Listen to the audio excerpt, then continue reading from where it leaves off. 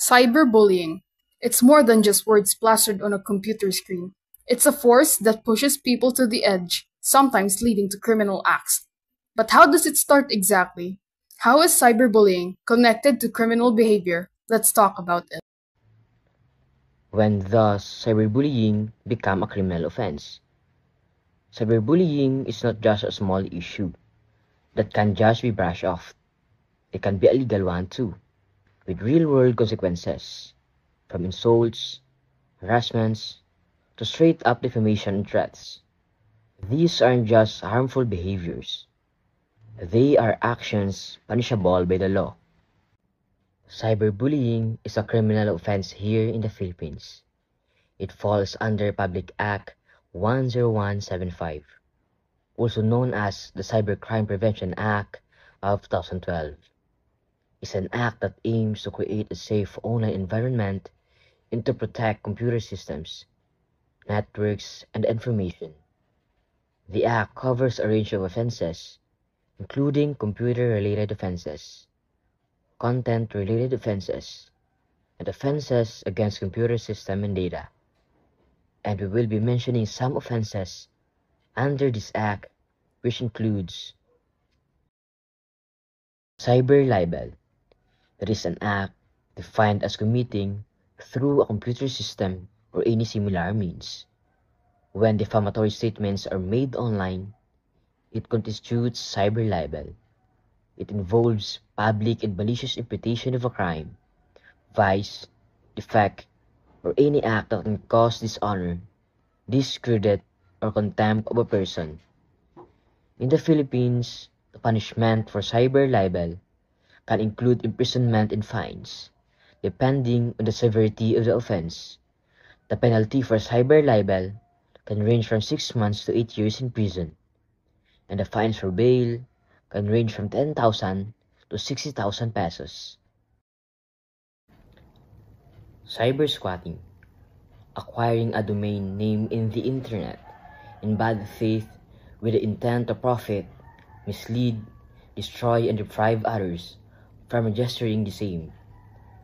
In the Philippines, the punishment for cyber squatting is imprisonment ranging from 6 to 12 years, along with a fine of 500,000 pesos.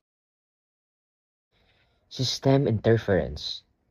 This is also known as hacking.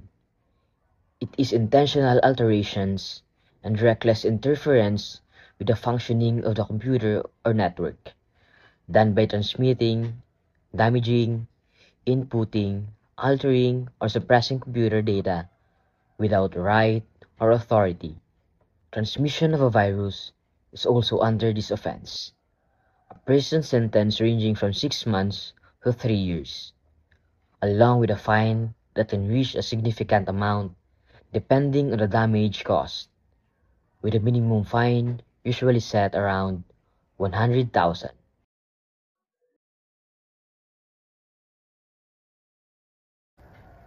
We have to keep in mind that cyberbullying is not just an issue of digital ethics.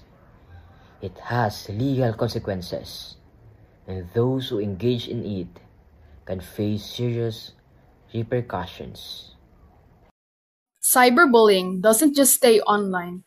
It follows victims into their real lives, affecting their mental well-being, and the wounds inflicted by threats and harassment are invisible, but they cut just as deep. Victims often suffer from anxiety, depression, and even suicidal thoughts. What is unfortunate about it is that victims can turn into criminals themselves in taking justice into their own hands. The impact it creates pushes victims and criminals towards crimes. Online bullies often escalate their behavior. Their confidence of their anonymous identity on the online platform makes them pliant to harass, threaten, and even defame people complacent to the harm they cause. Their victims can never truly know their victims online, but the mark the bullying left can foster loss of confidence and shame. Ignoring cyberbullying can have serious consequences. There are cases that go beyond in the Philippines, cases worldwide, showing how online harassment has driven individuals to drastic actions. such as the story of Ryan Patrick Halligan, a 13-year-old boy in America who took his own life after not just being bullied in person, but also in the cyber world. He was repeatedly sent homophobic instant messages and was threatened, taunted, and insulted incessantly, according to the Associated. Since he was a child, he had been bullied because of his learning disability. It continued up until he apparently befriended one of his bullies, which his parents are wary of. They were friends for a short time. After Halligan told the boy about an embarrassing examination required after he had stomach pain. Later, Halligan learned that the bully misused the story to spread a rumor that Halligan was gay. According to his father and news reports, during the summer of 2003, Halligan engaged in online chats through AIM and other instant messaging services, and was targeted by classmates who spread rumors about his sexuality, subjecting him to relentless cyberbullying. This online torment took a severe toll on his mental health, ultimately leading to tragedy. Halligan's case has been cited by legislators in various states proposing legislation to curb cyberbullying. His story serves as a grim reminder that online harassment can have deadly consequences, emphasizing the urgent need for stricter legal protections. So what can we do about it? The first option will be the report and block system. Almost all social media apps have this feature. The report system lets you report the person from the app and alerts authorities. The block system feature lets you prevent the account accessing your profile.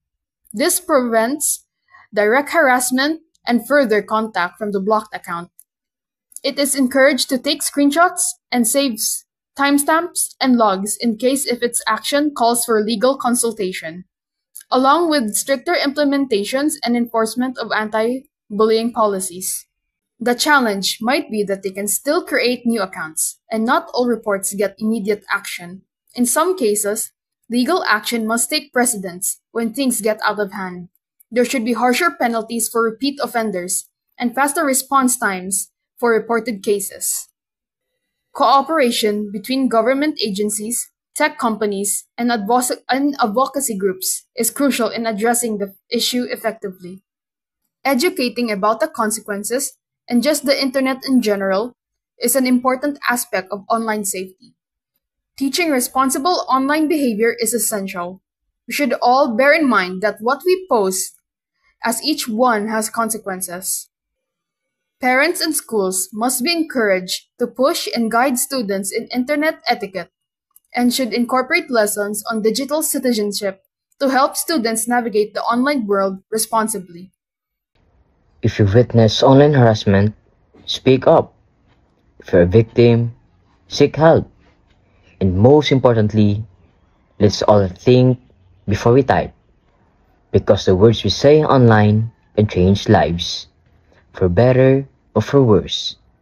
In the end, we should be part of the solution, not the problem.